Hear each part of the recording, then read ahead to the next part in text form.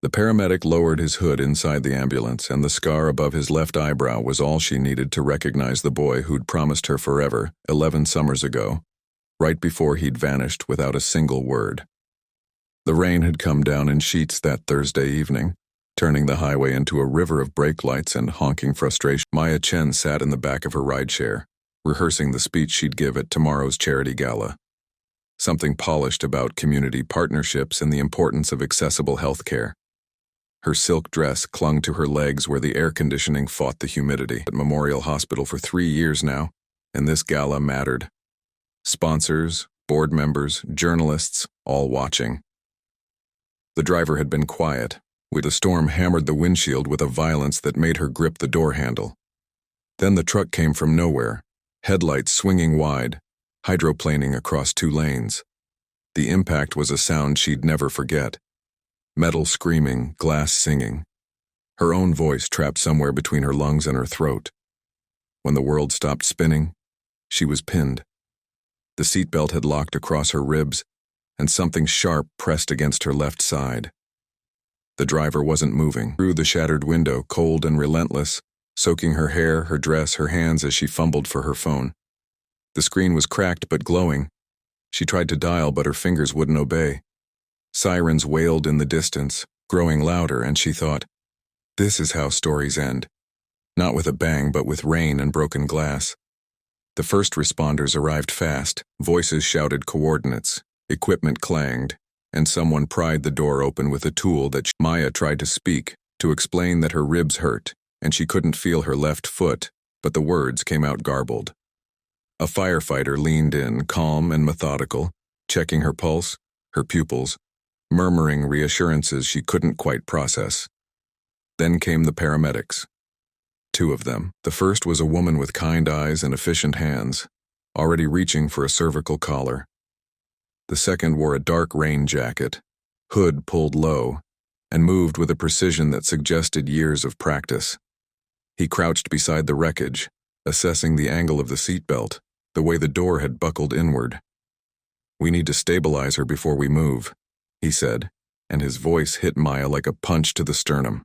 She knew that voice, low, steady, with the faintest rasp at the edges, like he'd spent too many nights not sleeping. She tried to turn her head, but the collar held her in place. The paramedic reached for her wrist, checking her pulse with 2 fingers pressed to the inside of her arm. His gloves were slick with rain, and when he leaned closer to examine the gash on her temple, the scar above his left eyebrow was thin and pale, a souvenir from the summer they'd spent cliff diving at the quarry outside town. Ethan Cole. Her first love. The boy who'd kissed her under the fireworks on the 4th of July and then disappeared 3 days later. No text, no call, no explanation. Maya's breath caught. Ethan's gaze flicked to hers, and for a split second, recognition blazed in his eyes. Then his expression went blank, professional, like he'd pulled a mask over his face. "Ma'am, can you tell me your name?" he asked. "You know my name," she whispered. His jaw tightened. "Ma'am, I need you to focus. Are you having trouble breathing?" The other paramedic, her name tag read J. Rivera, glanced between them, frowning. "You 2 know each other?" "No," Ethan said too fast. "Yes," Maya said at the same time. Rivera raised an eyebrow but didn't push. "Get you out of here, on 3. They lifted her with practiced efficiency, sliding a backboard beneath her and securing the straps. The rain kept falling, soaking through everything, and Maya's vision blurred at the edges. She tried to keep her eyes on Ethan, but he wouldn't look at her. His focus stayed on her vitals, her injuries, the equipment, anything but her face. They loaded her into the ambulance, and Rivera climbed in beside her, reaching for an IV kit. Ethan hesitated at the door, rain dripping from his hair, his expression unreadable. Then he pulled himself inside and shut the doors behind him. The ambulance lurched forward, sirens wailing, and Maya's ribs screamed in protest. Rivera worked fast, starting the IV, wrapping a blood pressure cuff around her arm. Ethan sat across from her, logging vitals into a tablet, his face a mask of concentration. "BP's dropping," Rivera said. "We need to move," called from the front. Accident on the bridge. Fire department says it'll be at least 40 minutes before they clear it. Rivera swore under her breath. We can't wait 40 minutes. She's got internal bleeding. Ethan's gaze snapped to Maya, and for the first time since he'd climbed into the ambulance, he really looked at her. Not as a patient, as her. How bad's the pain? He asked quietly. 7. She lied. It was closer to a 9. She's guarding her left side, Rivera said. Could be a ruptured spleen. We need an OR. Ethan's jaw clenched. There's a clinic 15 minutes north. Dr. Patel, he's a trauma surgeon, retired, but he still keeps a small OR in his practice. If we can get there. Will he even be there this late? Rivera interrupted. He lives above the clinic. I'll call. Ethan pulled out his phone, already dialing. Maya watched him, her thoughts sluggish and tangled. 11 years. He'd been gone for 11 years. And now here he was, trying to save her life. The irony wasn't lost on her, even through the haze of pain. Ethan's call connected. Dr. Patel, it's Ethan Cole.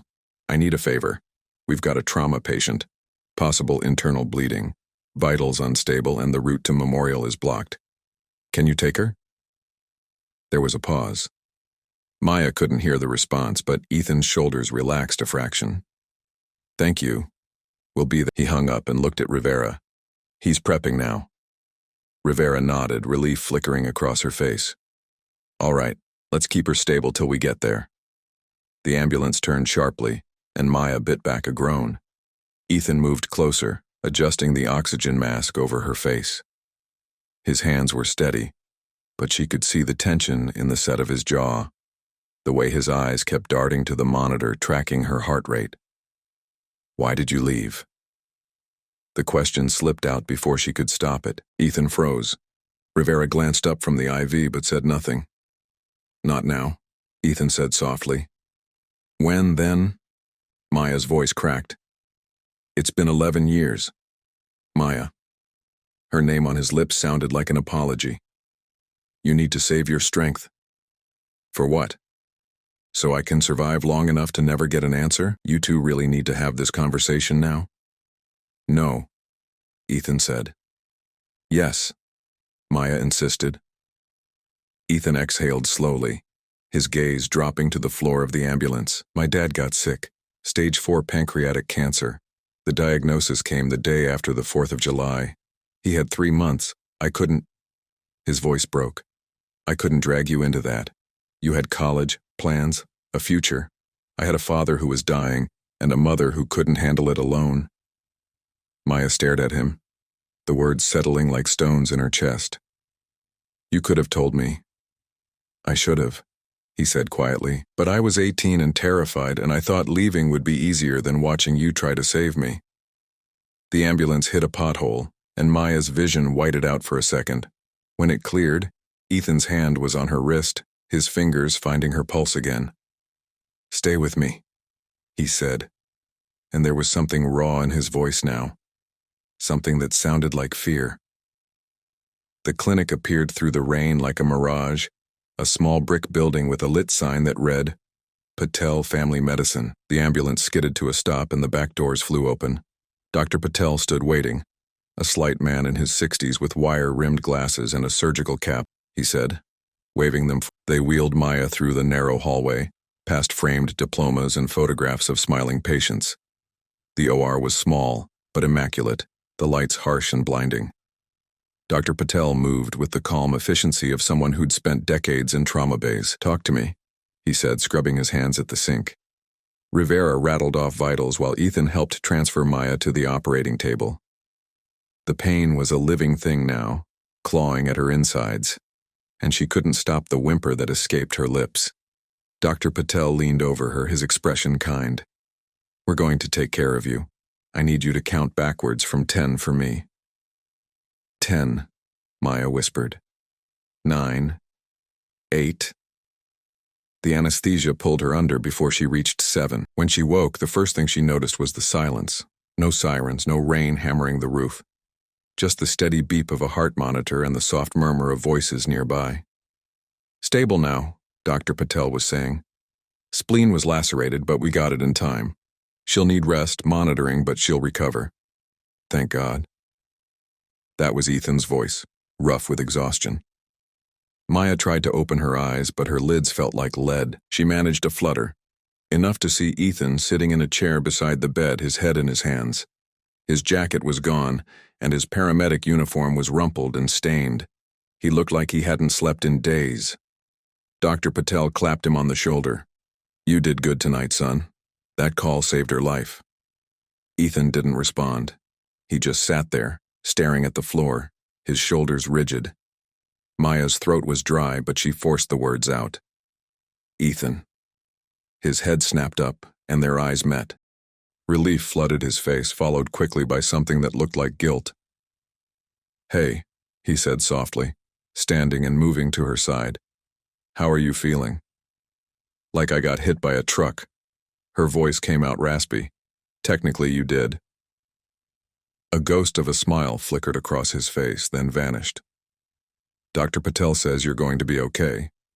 You'll need to stay here tonight for observation, and then we'll transfer you to Memorial in the morning. What about you? She asked.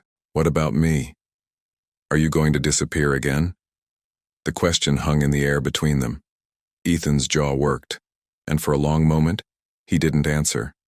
Then he pulled the chair closer and sat down, his elbows resting on his knees. No, he said finally. I'm not going anywhere. Morning light filtered through the blinds of the recovery room, pale and gray. Maya woke to the smell of coffee and antiseptic, her body aching but no longer screaming. The IV drip continued its steady rhythm, and someone had draped a blanket over her. Soft, worn cotton that smelled faintly of lavender. Ethan sat in the same chair, now slumped forward with his head resting on the edge of her bed. His hand lay inches from hers on the mattress, fingers curled loosely. He'd stayed. All night, by the looks of it. Dr. Patel entered quietly, reading a chart. Ah, you're awake.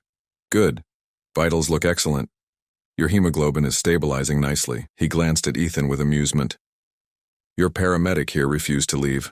Quite insistent. Ethan stirred, blinking awake.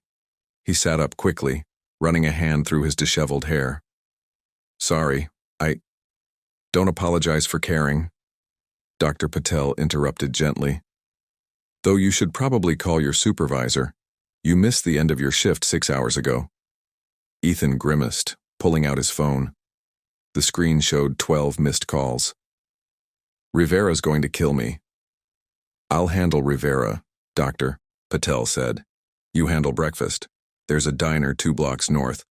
The patient needs to eat before transport, and frankly, so do you. Maya tried to protest. She was fine. He didn't need to babysit her. But Dr. Patel raised a hand. Doctor's orders. Both of you. 20 minutes later, Maya found herself in a wheelchair being pushed down the sidewalk by Ethan. The rain had stopped, leaving the world washed clean and smelling of wet asphalt. Scrubs from the clinic. Her ruined silk dress stuffed into a plastic bag on her lap. The absurdity of it, director of donor relations and hospital scrubs, being wheeled to breakfast by her long-lost first love, wasn't lost on her. Red vinyl booths, a checkerboard floor, and a waitress who looked like she'd been pouring coffee since the place opened. Ethan maneuvered the wheelchair to a corner booth and helped Maya transfer to the seat with surprising gentleness. Pancakes okay? He asked, scanning the laminated menu. Pancakes are good. They ordered. Pancakes for her, scrambled eggs and toast for him, coffee for both. The waitress left and silence settled between them, thick with everything unsaid.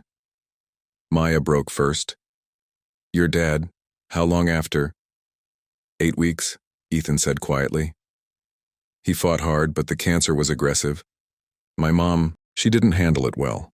Spent 2 years in and out of grief counseling. I stayed to help with bills, the house, everything. By the time things stabilized, you'd graduated college, moved to the city, started your career. What was I supposed to do? Show up and say, hey, sorry I ghosted you, my life imploded? Yes, Maya said simply. That's exactly what you were supposed to do. Ethan looked down at his coffee cup. I tried, twice. I drove to your apartment building in the city, sat in my car for an hour both times. But you looked happy, put together. Like you'd built this whole life, and I was just a footnote from a summer that didn't matter anymore. It mattered, Maya said, her voice sharper than intended. It mattered so much that I spent 2 years thinking I'd done something wrong, that I wasn't enough to stay for. God, Maya, no. Ethan's hand moved across the table, stopping just short of touching hers. You were everything.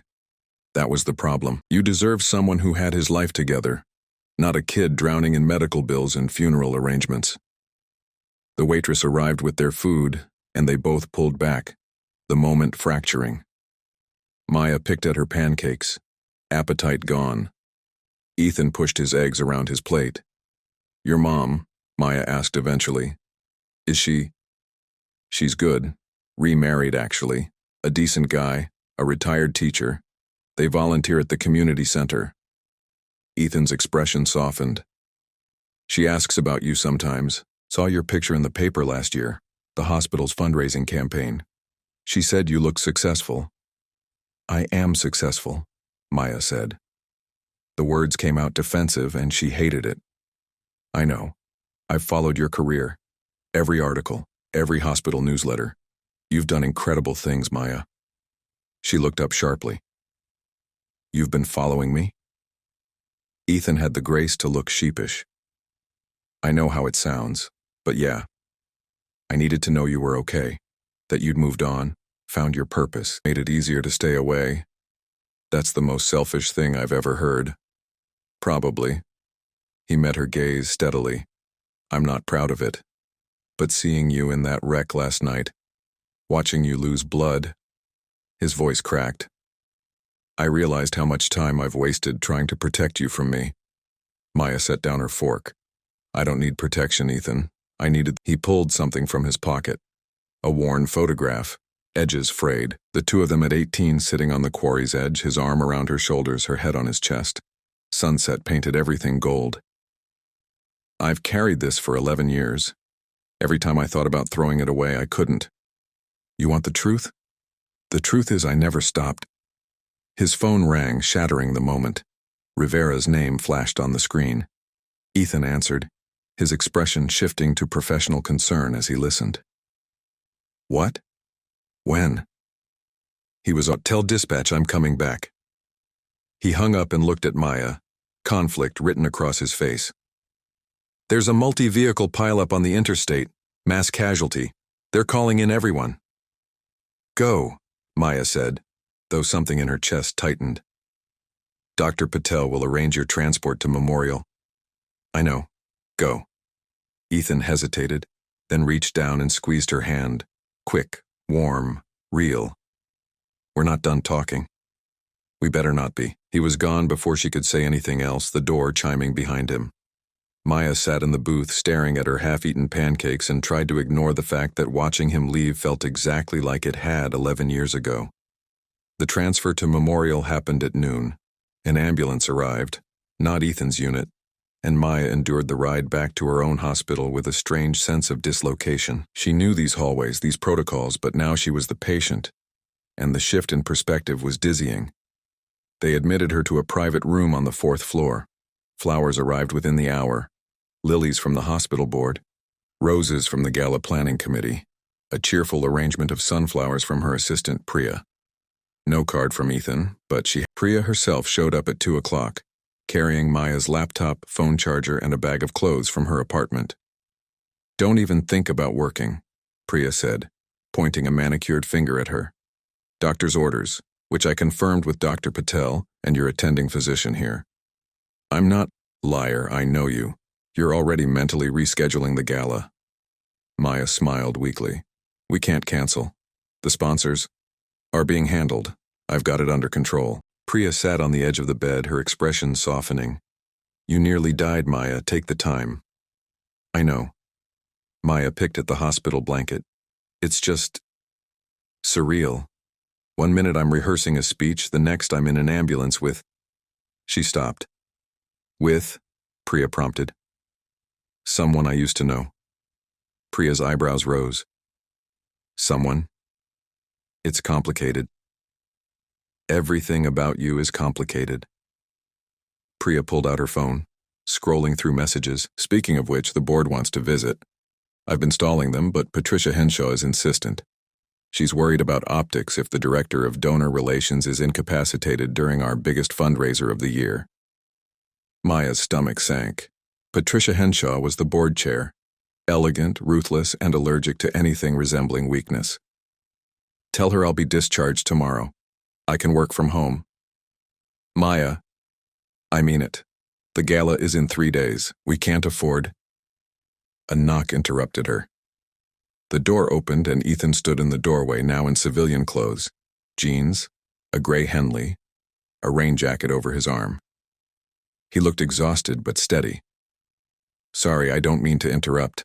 I just wanted to check in. His gaze flicked to Priya, then back to Maya. I can come back. No, it's fine. Maya's heart was doing something stupid in her chest.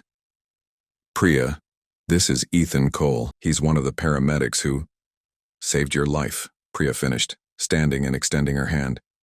Priya Mehta, Maya's assistant and self-appointed keeper. Thank you, seriously. Ethan shook her hand, looking slightly overwhelmed. Just doing my job.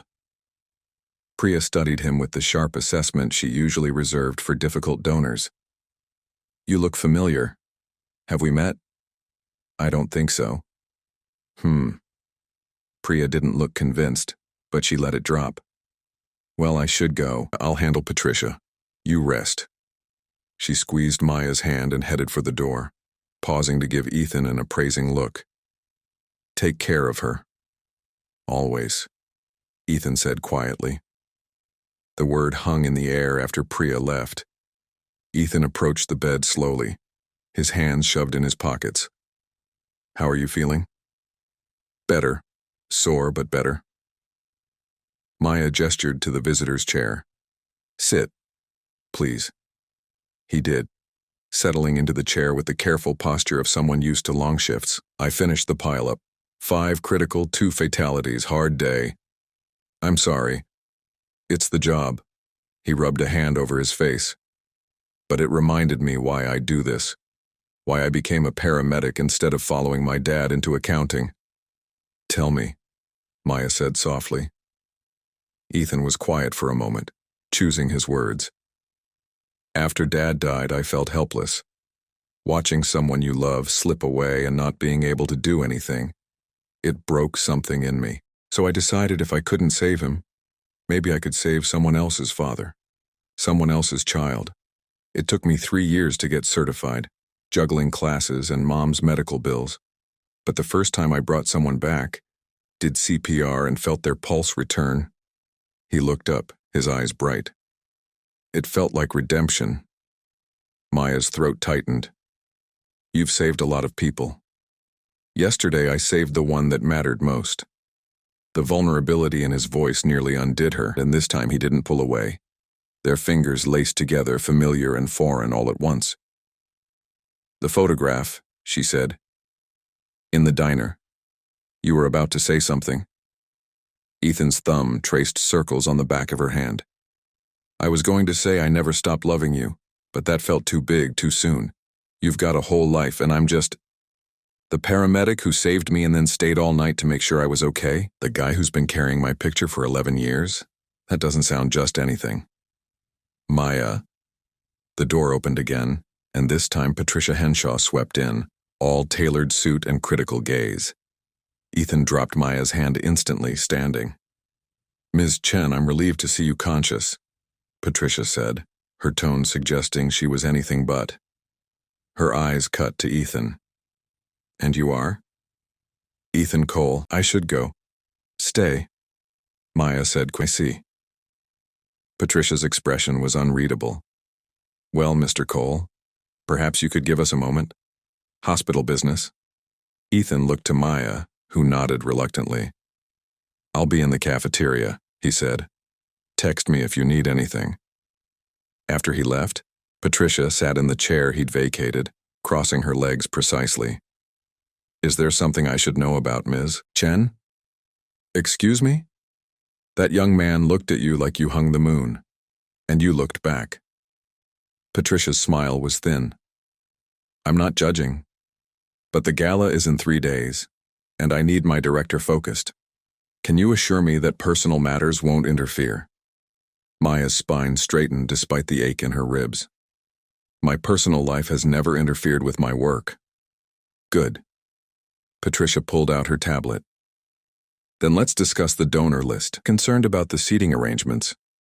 As Patricia droned on about place cards and auction items, Maya's phone buzzed with a text. Ethan. The photograph. I'm keeping it, but I'd rather make new memories if you'll let me. Maya glanced at Patricia, who was still absorbed in her tablet, and typed back quickly. Maya, I'd like that. Maya was discharged the following morning against her doctor's mild protests. She signed the forms, accepted the prescriptions, and texted Ethan that she was heading home. His response came within seconds. Let me drive you. She should have said no, should have called Priya or taken a rideshare. But she found herself waiting by the hospital entrance, watching the traffic until his blue Honda pulled up to the curb. He got out to help her, and she waved him off. I'm not an invalid. You had surgery 48 hours. Minor surgery, she corrected, sliding into the passenger seat with only a slight wince. Ethan didn't argue, just circled around and got behind the wheel. The car smelled like coffee and the pine air freshener hanging from the rearview mirror. A paramedic jacket lay crumpled in the back seat next to a gym bag. It was such an ordinary car, such an ordinary moment, and yet Maya felt like she was balanced on the edge of something enormous. Where to? Ethan asked. She gave him her address, a townhouse in a quiet neighborhood 20 minutes from the hospital. Ethan pulled into traffic, his hands steady on the wheel. The radio played something soft and instrumental, filling the silence between them. Can I ask you something? Maya said after a few blocks. Anything, diving, the bonfires, all of it. Was any of that real? Or was I just a distraction from what was happening with your dad? Ethan's jaw tightened. He didn't answer right away, and Maya's stomach dropped.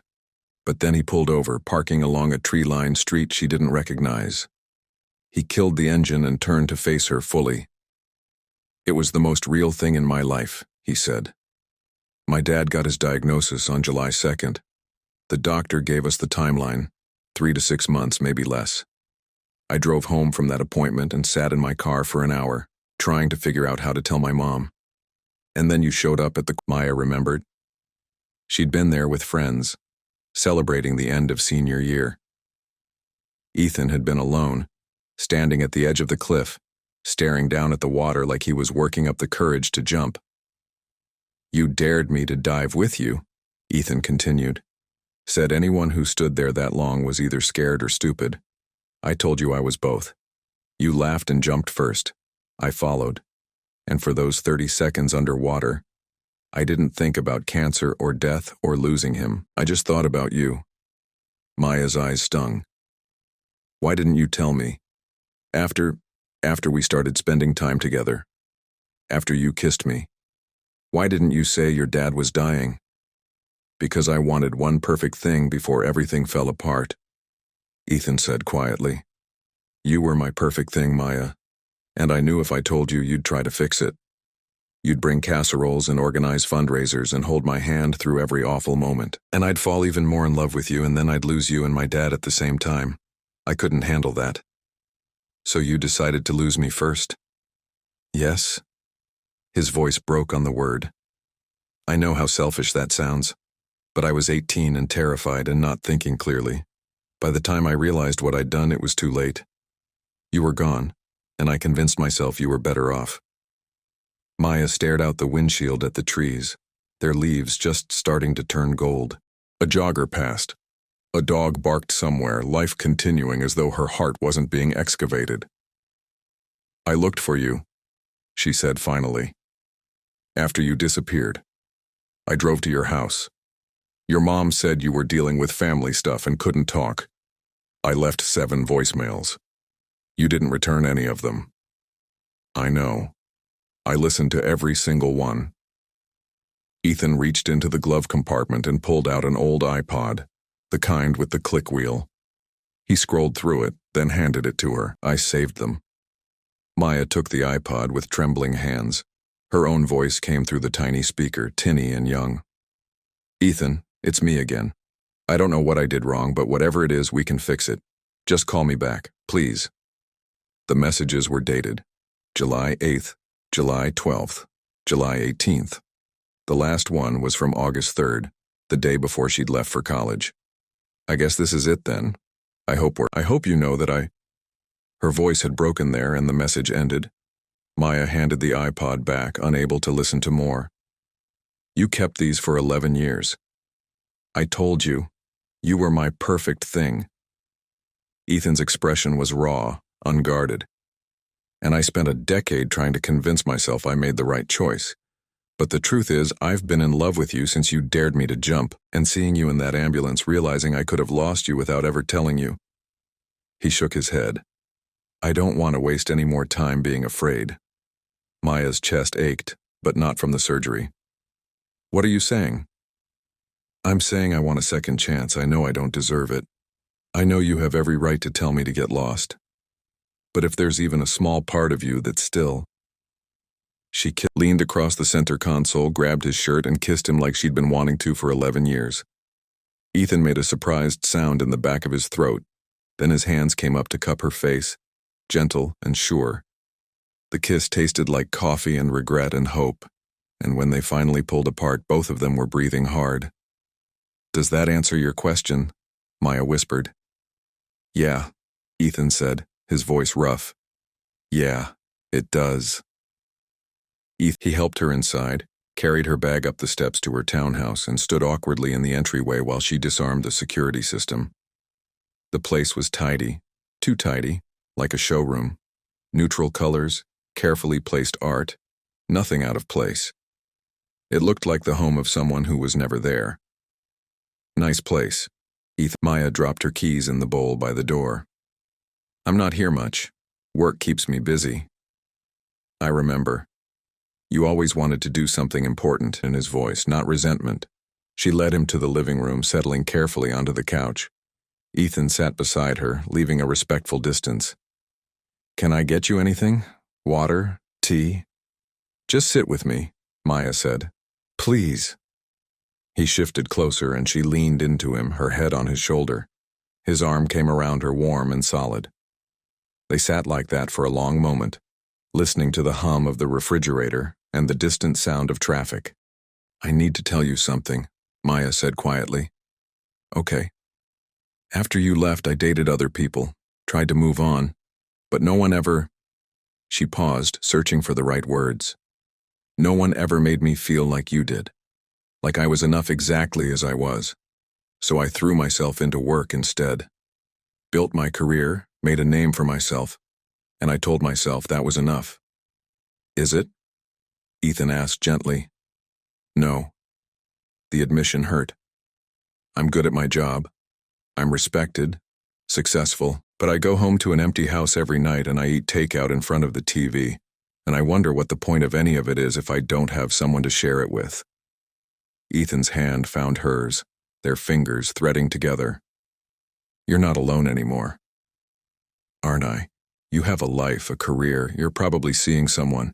"I'm not," he interrupted. "I dated a few people over the years, nice women, but they all ended the same way, with them asking why I wasn't fully present, why I kept a part of myself locked away. And I couldn't tell them it was because I'd left that part with a girl at a quarry 11 summers ago." Maya turned to look at him. "Ethan, I'm not saying this to guilt you or pressure you," he said quickly. "I just need you to know that if we do this, if we try again, I'm all in. No more running. No more hiding. You deserve someone who shows up, and I want to be that person." The vulnerability in his eyes nearly broke her. "What if I'm not ready? What if I've spent so long building walls that I don't know how to let someone in anymore?" "Then we'll take it slow, one day at a time." Ethan lifted her hand, pressing a kiss to her knuckles. "I've waited 11 years, Maya. I can wait a little longer." Something in her chest loosened. "The gala is in 2 days. It's going to be chaos, donors, board members, press. And Patricia is already suspicious about us." "Suspicious how?" She saw the way we looked at each other in the hospital, asked if my personal life would interfere with my work. Maya grimaced. She's not wrong to worry. If people find out we have history, it could become a distraction. The hospital can't afford scandal right now. Ethan frowned. So what are you saying? I'm saying maybe we keep this quiet for now, just until after the gala. Once the event is done and the press moves on, we can figure out what this is without an audience. You want to hide? Ethan said flatly. I want to protect what we're building, Maya corrected. The hospital is doing important work.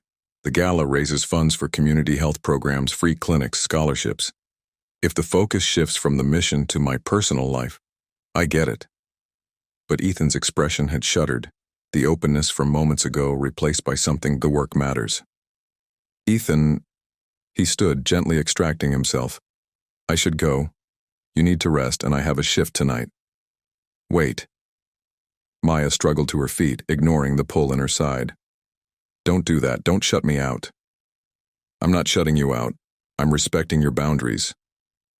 But his tone said otherwise. This isn't about boundaries. This is about timing. Right. Timing. Ethan grabbed his jacket from the back of the couch. Find me when the timing's better. That's not fair. Neither is asking me to pretend we're strangers, Ethan said, and there was an edge to his voice now. I've spent 11 years pretending you didn't matter. I'm done with that. He moved toward the door and Maya followed, panic rising in her chest. So what, you're leaving? Again? Ethan stopped, his hand on his expression was pained. I'm not leaving. I'm giving you space to figure out what you want. Because right now it feels like you want me when it's convenient. But the second it gets complicated, you want to hide.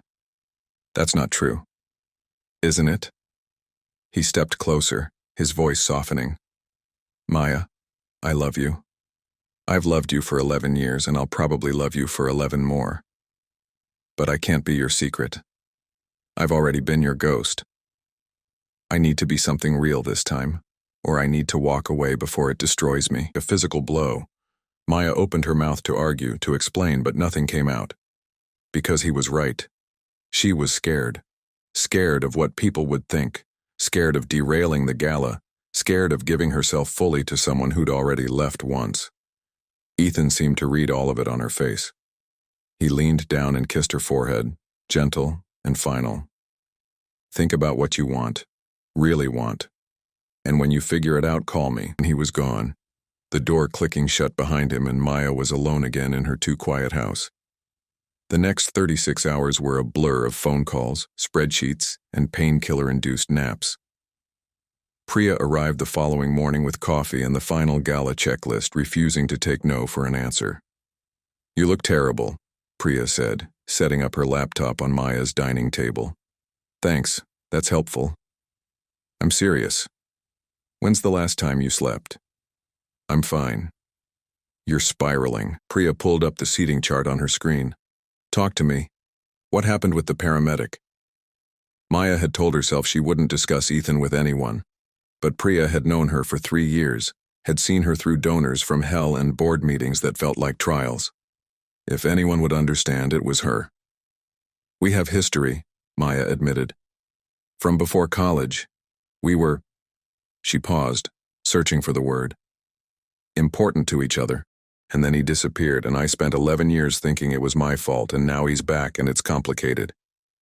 Priya set down her coffee. Complicated how? Patricia saw us together at the hospital. She thinks he's a distraction, and she's not wrong. The gala is in 2 days, and I can't afford to lose focus. So I asked Ethan if we could keep things quiet for now, just until the event is over. And he said no. He said he can't be my secret. Maya's voice cracked, and I don't blame him. But I also can't risk the gala becoming about my personal life instead of the mission. Priya was quiet for a long moment. Then she reached across the table and took Maya's hand. Can I be honest with you? Always. You're scared. Not of the gala becoming a circus. You could handle that in your sleep. You're scared of letting someone in and getting hurt again. So you're using work as a shield. Maya pulled her hand back. You've been doing this for years. Every time someone gets close, you find a reason to push them away. Remember David, the journalist?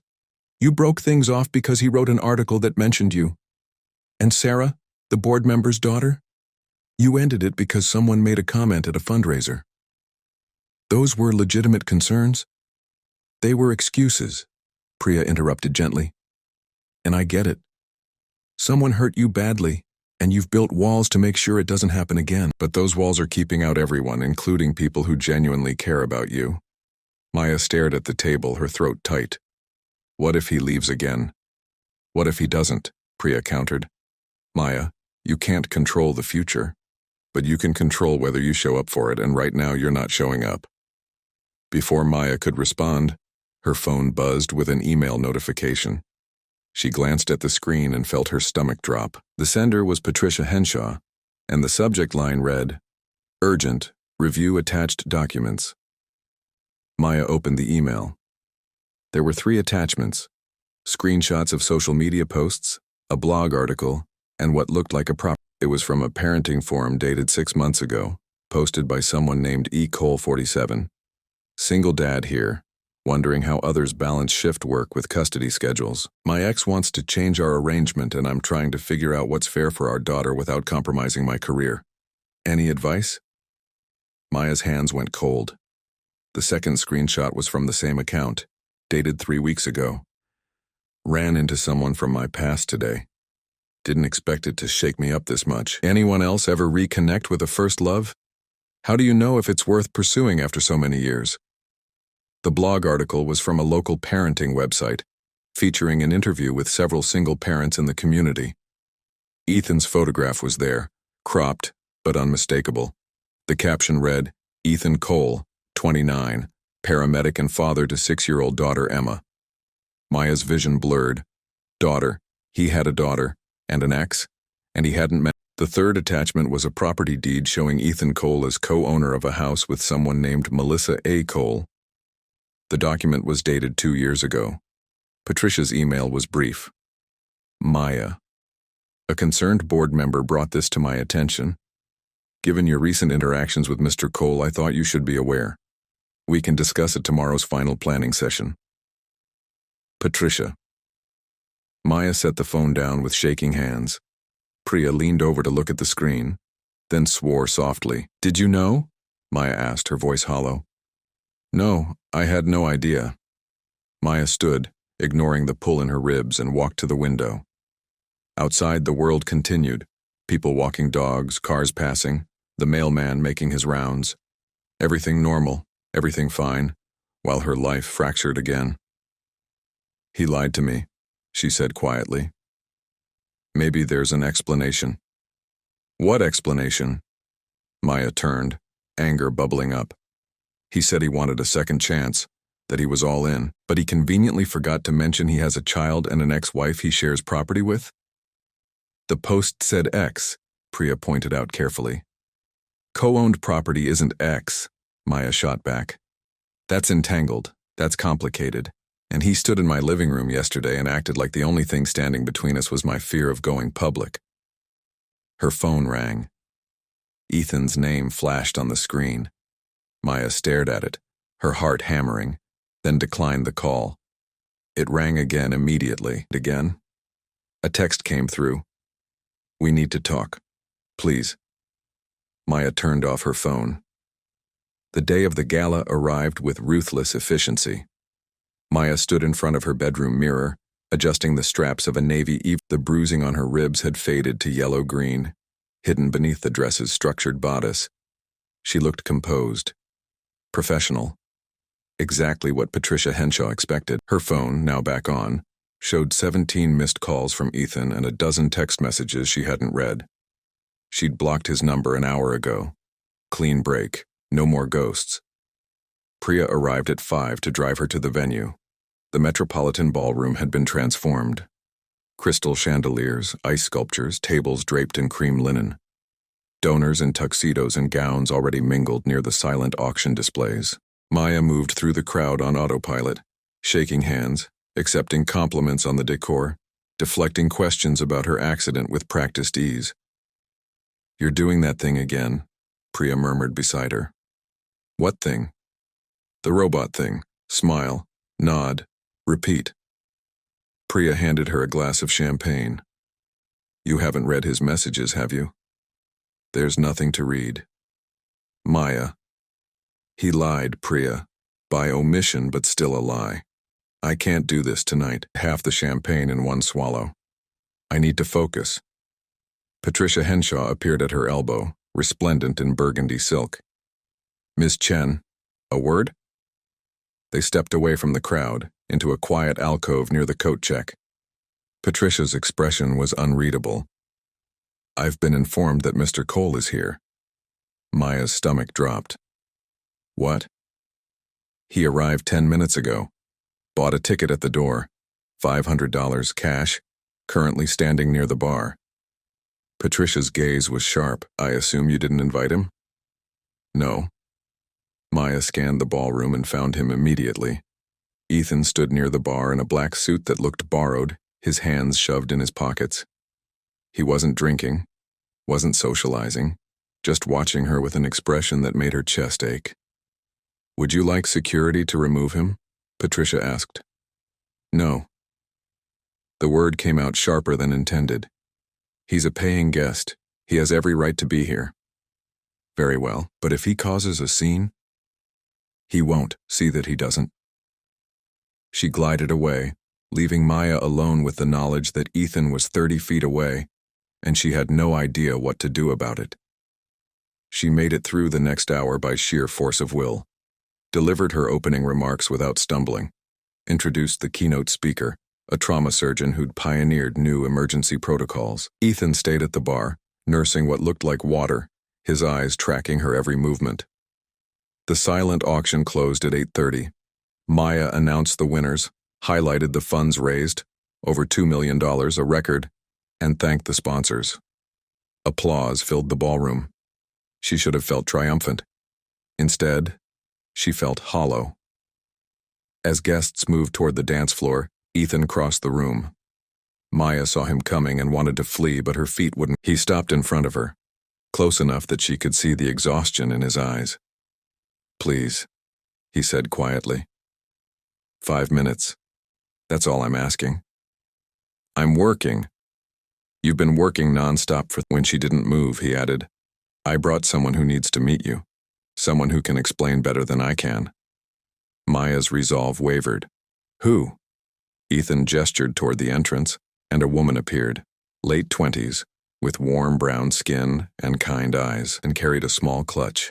Behind her, holding her hand, was Maya Chen.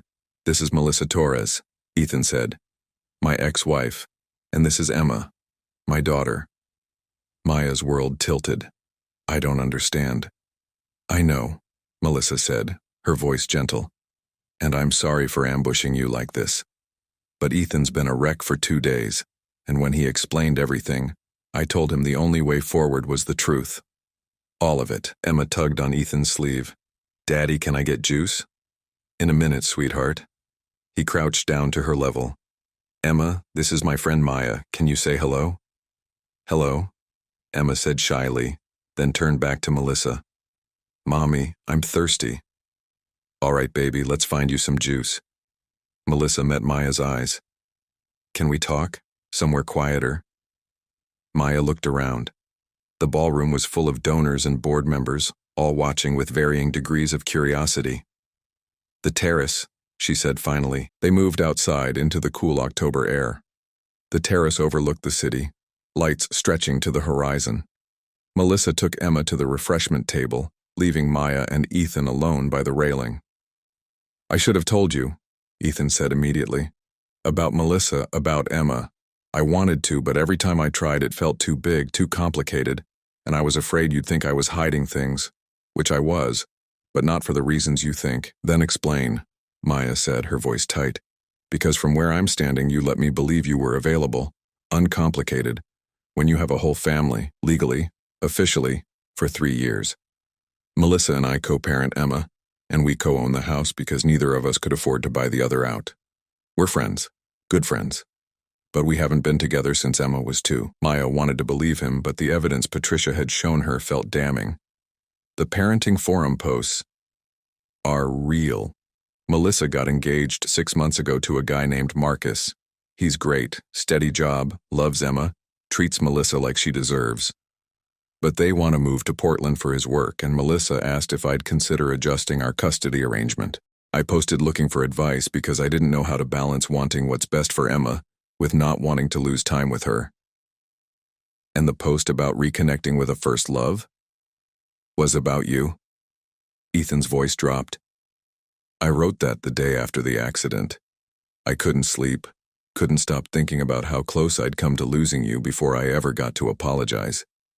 So I posted, hoping someone would tell me I wasn't crazy for wanting to try again. I turned with Emma, who clutched a juice box and looked between the adults with wide eyes. Are you and Daddy fighting? She asked Maya. No, sweetheart, Melissa said quickly. They're just talking. It's okay, Maya said, kneeling despite the protest from her ribs. She met Emma's curious gaze. Your daddy and I are old friends. Sometimes old friends have complicated feelings. Do you know what complicated means? Emma nodded seriously. Very smart. Looked up at Ethan, then back at Emma. Can I ask you a question? Okay. Is your daddy a good dad? Emma's face lit up. The best. He makes pancakes on Saturdays, and he reads me stories, and when I'm scared, he checks under my bed for monsters even though monsters aren't real. They're not? Nope. Daddy says the only thing under my bed is dust bunnies. Emma giggled. Maya's throat tightened. She stood, looking at Melissa. Why did you come here tonight? Because Ethan told me what happened between you two, how he left without explaining, how you've spent years thinking you weren't enough. And I couldn't let him make the same mistake again. Melissa's expression was earnest. I know what the property records look like. I know how it must have seemed when you found out about Emma. But Ethan's not a liar. He's just someone who's spent so long protecting everyone else that he forgets to protect himself. Don't need protection, Ethan said quietly. I need a chance to prove I'm not going to run anymore. Maya looked between them, Ethan with his desperate hope, Melissa with her gentle certainty, Emma with her innocent trust. The evidence Patricia had weaponized suddenly looked different, not proof of deception, but proof of a life that was messy and real and full of people who mattered. The house, Maya said. You still co-own it. For now, Melissa confirmed. Marcus and I close on our new place in Portland next month. Once we move, Ethan's buying out my half. It's all in the settlement agreement if you want to see it. I believe you. And Maya realized she did. I'm sorry. I should have let you explain instead of assuming the worst. You had every reason to assume the worst, Ethan said. I left you once. Why would you trust that I wouldn't do it again? Because you brought your daughter and your ex-wife to a gala to prove a point, Maya said. And despite everything, she felt a smile tugging at her lips. That's either really brave or really stupid. Probably both, Melissa said with a laugh. But that's Ethan. He doesn't do anything halfway. They returned to the ballroom, and Maya excused her. She needed to process, to think, but first she had to get through the rest of the evening. The auction results were being tallied, final speeches were pending, and she still had 50 donors to thank personally. Priya found her first, appearing at her elbow with a knowing look. So, the paramedic brought his kid and his ex-wife to prove he's not a secret scumbag. Bold move. How do you... I saw them on the terrace. Also, Patricia's having a minor aneurysm in the coat room. Apparently, board member Susan Dalton told her that Ethan Cole is a decorated paramedic who saved a senator's son last year. Patricia's scrambling to rewrite her opinion. Maya closed her eyes. This is a disaster. This is messy, Priya corrected. But messy isn't bad. Messy is human. She handed Maya a folder. Also, this arrived by courier 20 minutes ago. It's addressed to you. Maya opened the folder. Inside was a notarized divorce decree between Ethan Cole and Melissa Torres, dated 3 years prior. Attached was a property settlement agreement outlining the co-ownership arrangement and the buyout terms Melissa had mentioned. There was also a custody agreement showing a shared parenting schedule and a letter from Marcus Chen, Melissa's fiancé, stating his intention to marry Melissa and relocate to Portland. Along with his final document was a handwritten note on hospital letterhead. Dr. Patel here. Ethan asked me to verify a few things for you. I've known this young man since he started as a paramedic 5 years ago. He's one of the finest people I've worked with, dedicated, compassionate, and fiercely protective of those he loves. He's also been carrying a torch for someone for over a decade, and I suspect that someone is you. The documents attached are real. I notarized the divorce decree myself. Melissa Torres is a friend of mine. She's a nurse at Memorial, in fact. You may have crossed paths. She and Ethan co-parent with a grace most couples can't manage. They're not in love, but they respect each other deeply, and they've built a good life for their daughter. Ethan made mistakes, but he spent years trying to become someone worthy of a second chance. I hope you'll consider giving him one. Dr. Suresh Patel, MD. Maya stared at the note, her eyes burning. He thought of everything. He loves you, Priya said simply. People don't go to this much trouble for someone they're lukewarm about. I don't know if I can do this, Maya admitted. The job, the scrutiny, the complications. Or, Priya interrupted, you can stop hiding behind work and let yourself be happy. Radical concept, I know. Before Maya could respond, Ms. Chen, we have a situation. What now?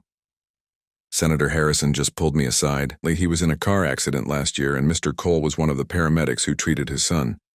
The senator wants to thank him publicly. He's asking if we can bring Mr. Cole on stage during the closing remarks. Maya's mind raced. Patricia, I don't think... I've already agreed. He is our largest donor. We can't refuse. Besides, it's good optics. Local hero paramedic, life-saving work, community impact. It ties into the hospital's mission perfect. Maya wanted to argue, but Patricia was already walking away.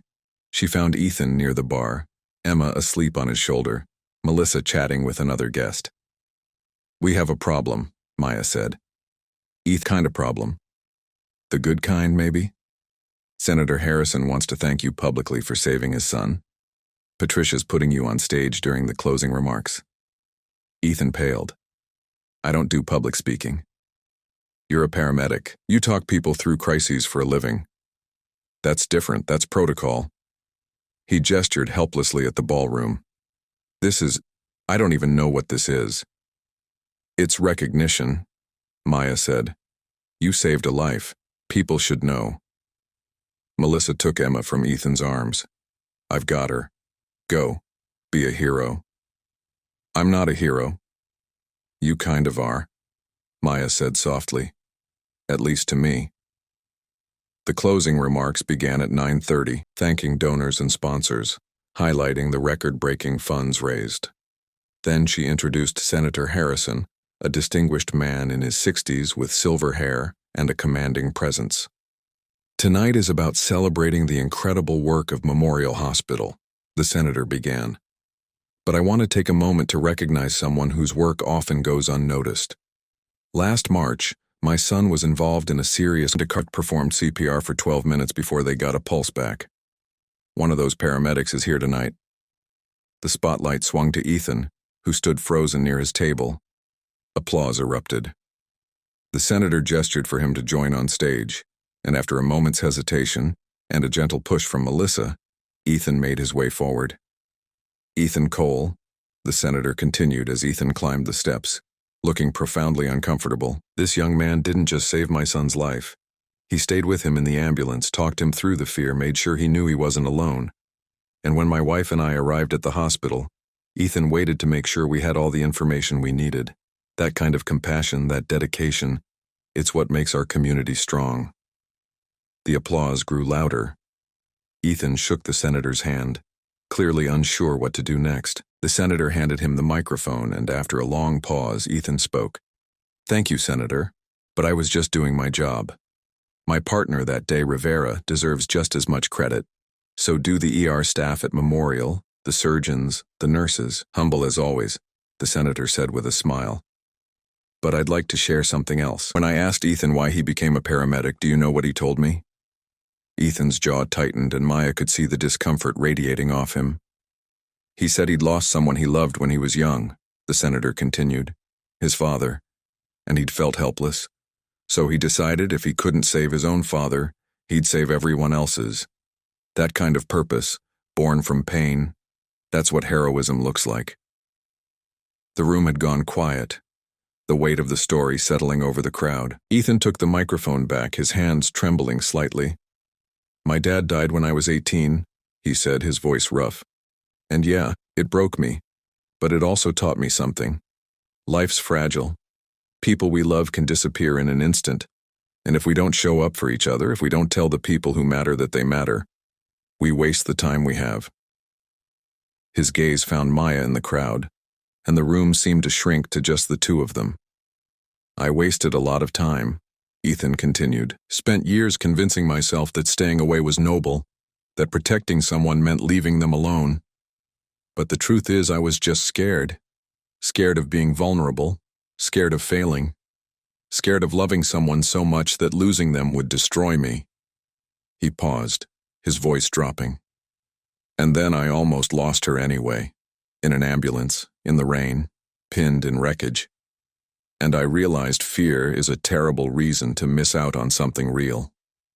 Maya's vision blurred. Around her, guests shifted, whispered, but she couldn't look away from Ethan. "This isn't how I planned to do this," Ethan said with a shaky laugh. "I had a whole speech prepared, something smooth and romantic. But I'm not smooth. I'm a guy who works 60-hour weeks and co-parents a 6-year-old and still doesn't know how to properly fold a fitted sheet." Scattered laughter rippled through the crowd. "But I know how to show up, Ethan, and I know how to love someone with everything I have. So Maya Chen..." He stepped to the edge of the stage, looking directly at her. "I'm sorry I left. I'm sorry I wasted 11 years.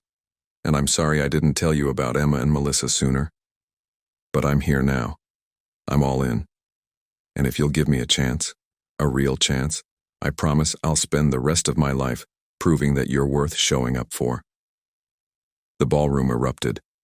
Applause, cheers, someone wolf whistling from the back, like she was caught between horror and reluctant approval. Priya was openly crying. Maya stood, her heart hammering so hard she thought it might break through her ribs. She walked toward the stage, the crowd parting, and Ethan met her at the steps. "That was the least smooth thing I've ever seen," she said, her voice shaking. "I know." "Ethan, did it work?" "You brought receipts," Maya said, thinking of the folder Priya had given her.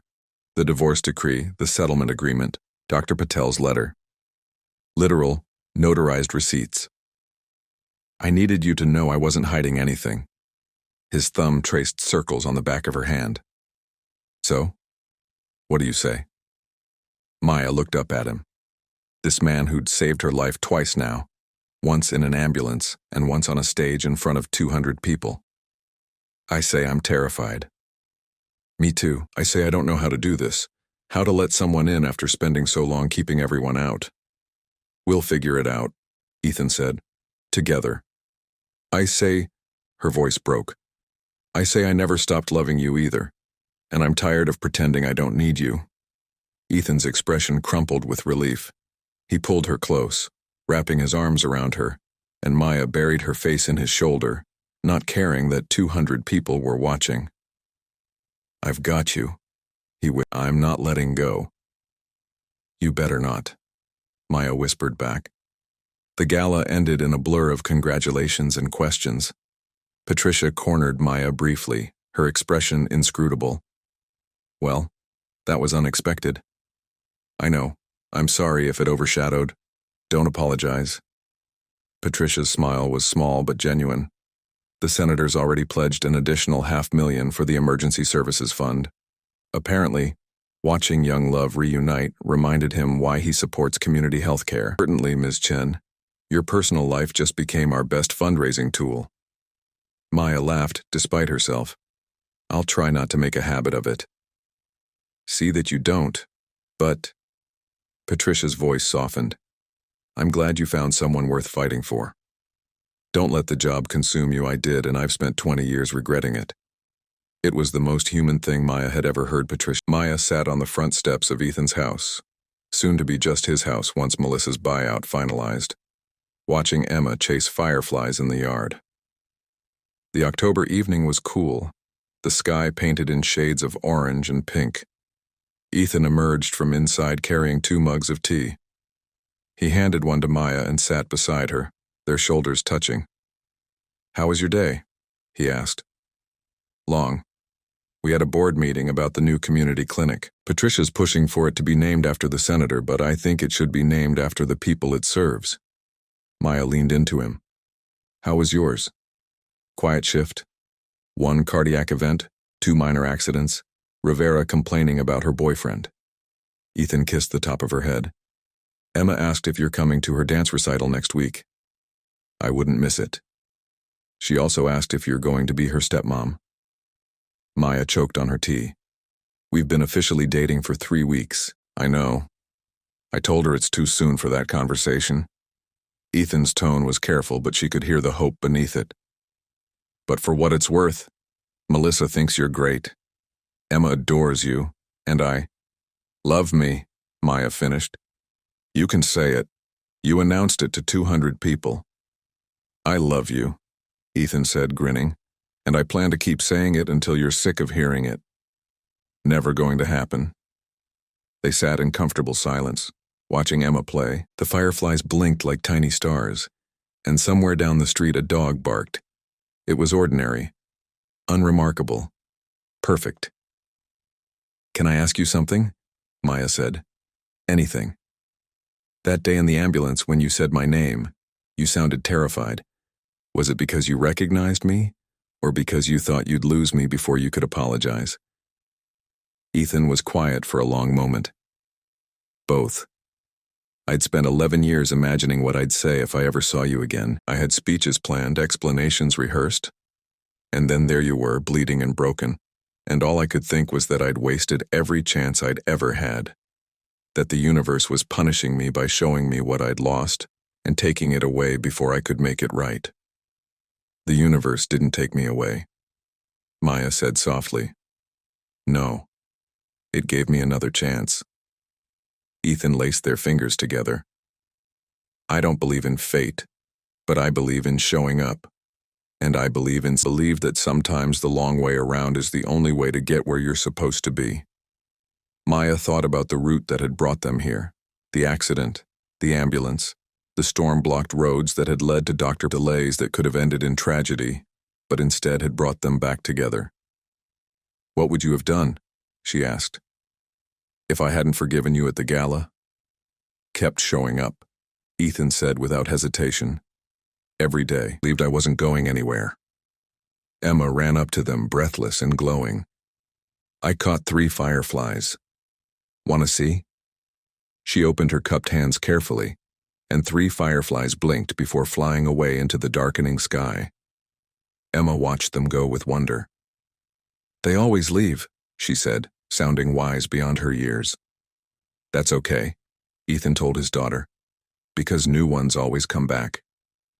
Emma nodded seriously, then climbed into Maya's lap, settling there like she belonged, and maybe she did. Maybe they all did. This makeshift family built from second chances and honest mistakes and the courage to show up. Later, after Emma went to bed and Melissa stopped by to pick up some of her remaining boxes, Maya and Ethan stood on the porch alone. The street was quiet, the fireflies gone, the stars beginning to appear. "I'm glad you didn't give up on us," Maya said. "I'm glad you let me back in." "It was the receipts," Maya teased. "Very convincing. Next time I'll just lead with honesty." Eyebrow. "Planning to screw up again?" "Probably. I'm human." Ethan pulled her closer. "But I'll always own up to it. No more running. No more hiding." "Good," Maya said, and kissed him. The future stretched ahead, uncertain and complicated and full of possibility. There would be challenges. Emma's custody schedule, Maya's demanding job, Melissa's move to Portland, the logistics of blending their lives. Because sometimes the road to healing is blocked and you have to find another way.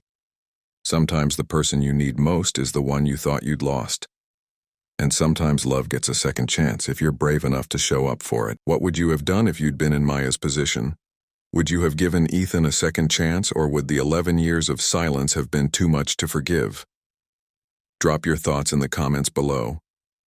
If you enjoyed this story and want more emotional, real-life dramas with unexpected twists, don't forget to subscribe to Infinite Stories and hit that notification bell. We post new stories every week that'll make you feel, think, and believe. Thanks for watching, and I'll see you in the